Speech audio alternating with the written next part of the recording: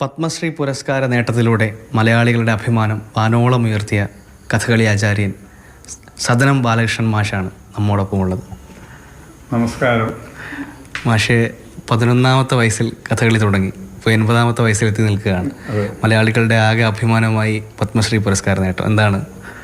ഇങ്ങനൊരു പുരസ്കാരം കഥകളിക്ക് കേരളത്തിന് നേടിക്കൊടുക്കാൻ സാധിച്ചാൽ എനിക്ക് വളരെ സന്തോഷമുണ്ട്, അഭിമാനമുണ്ട്. അത് എനിക്കും എൻ്റെ സ്ഥാപനത്തിന് ഗാന്ധി സേവാ സദനം കഥകളി അക്കാദമിയിലാണ് ഞാൻ പഠിച്ചിട്ടുള്ളത്. ആ സ്ഥാപനത്തിനും പിന്നെ അതുപോലെ കണ്ണൂർ ഒരു തറവാടുണ്ട് കുറുമാത്തൂർ, അവരാണ് ഇതിനു വേണ്ടിയിട്ടുള്ള എല്ലാ ശ്രമം ചെയ്ത് അവർക്കൊക്കെ എൻ്റെ ഒരു ചെറിയ ദക്ഷിണയായിട്ട് ഞാൻ കണക്കാക്കണം.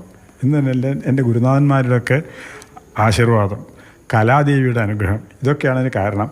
പിന്നെ ഞാൻ പറഞ്ഞു ഇത്രയും കാലം ഒട്ടും നിസ്വാർത്ഥമായിട്ട് തന്നെ കലാദേവിയെ സേവിക്കാൻ സാധിച്ചു. പക്ഷേ ഒരു കാര്യം വെച്ചാൽ ഞാൻ കേരളത്തിലല്ല എൻ്റെ സേവനം ഉണ്ടായത്, കേരളത്തിന് പുറത്ത്, ഇത്രയധികം കേരളത്തിന് പുറത്ത് ഇന്ത്യയിലെ മിക്കവാറും എല്ലാ സ്റ്റേറ്റുകളും എല്ലാ പ്രധാനപ്പെട്ട ടൗണുകളിലും പോകാൻ സാധിച്ചിട്ടുണ്ട്. ലോകത്തിൻ്റെ മിക്കവാറും എല്ലാ ഭാഗങ്ങളിലും കഥകളി പിന്നെ പ്രചരിപ്പിക്കാനും കഥകളിയിൽ ആസ്വാദകരുണ്ടാക്കാനും സാധിച്ചിട്ടുണ്ട്. പിന്നെ മലയാളം അറിയാത്ത, കഥകളി അറിയാത്ത, ഇന്ത്യൻ സംസ്കാരം അറിയാത്ത പല ദിക്കിലും അവർക്ക് ഒരു അത്ഭുതമാണ് ആദ്യം. പക്ഷേ അത്ഭുതത്തിന് കഴിഞ്ഞ് അവർക്ക് ഈ കല ആസ്വദിച്ചിട്ട് എന്നൊരു അനുഭവം ഒന്നല്ല, അനവധി അനുഭവങ്ങളുണ്ട്.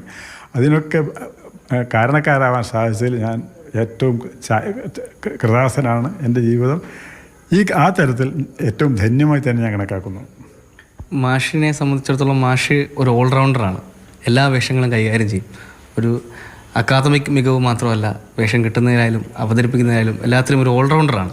മാഷിന് ഏറ്റവും ഇഷ്ടപ്പെട്ട വേഷം എന്താണ്? ഏറ്റവും ഇഷ്ടപ്പെട്ട കഥകളിയിലെ എല്ലാ വേഷവും എനിക്കിഷ്ടമാണ്. പിന്നെ ഈ സംഘാടകരോ ആസ്വാദകരോ ആവശ്യപ്പെടുന്നതാണ് ഒരു പ്രധാന വേഷം. എങ്കിലും എടുത്തിങ്ങനെ പ്രത്യേകം പറയുകയാണെങ്കിൽ ഹനുമാൻ എൻ്റെ ഒരു ഏറ്റവും ഇഷ്ടപ്പെട്ട ഒരു കഥാപാത്രമാണ്. ഭാവി പരിപാടികൾ എങ്ങനെയൊക്കെയാണ്? അതുപോലെ തന്നെ പുതുതലമുറയ്ക്കൊരു സന്ദേശം. പുതിയ തലമുറയോട് പറയാനുള്ളത് എന്താ വെച്ചാൽ സാങ്കേതിക ഭദ്രമായിരിക്കും. കഥകളി ഇന്ന് ഈ 500 വർഷം നിലനിന്നിട്ടുണ്ടെങ്കിൽ അതിൻ്റെ സാങ്കേതിക ഭദ്രതയാണ് കാരണം. നമ്മളത് കളഞ്ഞാൽ ചിലപ്പോൾ കഥകളി ഇല്ലാണ്ടായി പോയെങ്കിൽ എന്നൊരു പേടിയാണ്. അപ്പോൾ അത് വരരുത്, അത് വരില്ല തന്നെ നമുക്ക് പ്രതീക്ഷിക്കാം. എങ്കിലും അതിന് നമുക്ക് ചെയ്യാൻ സാധിക്കും എന്താണ് അത് ചെയ്യണമെന്നാണ് എൻ്റെ ഒരു. അതിന് പിന്നെ കലാകാരന്മാർ, പ്രത്യേകിച്ചും ഉയർന്നു വരുന്ന കലാകാരന്മാർ അതിന് ഒന്ന് കൂടുതൽ ശ്രദ്ധിക്കണമെന്നൊരു അപേക്ഷയുണ്ട്. അപ്പോൾ മാഷിൻ്റെ ഈ വാക്കുകൾ പുതിയ തലമുറയ്ക്ക് ഒരു പ്രചോദനമാവട്ടെ. മാഷിൻ്റെ യാത്ര തുടരുകയാണ്. കഥകളിയുടെ പുതിയ സാധ്യതകൾ തേടി മാഷ് യാത്ര തുടരുകയാണ്. അതോടൊപ്പം തന്നെ സമൂഹത്തിൻ്റെ എല്ലാത്തരം സമൂഹത്തിലേക്കും കഥകളി എത്തിച്ചതിൽ വളരെ നിർണായക പങ്കുവഹിച്ച മാഷിലൂടെ നാടിൻ്റെ പെരുമ വീണ്ടും അതിന് തിളക്കം കൂടിയിരിക്കുകയാണ്. ക്യാമറമാൻ വേണുവിനൊപ്പം ആദിത്യൻ ഓമനക്കുട്ടൻ, മാതൃഭൂമി ന്യൂസ്, കൊച്ചി.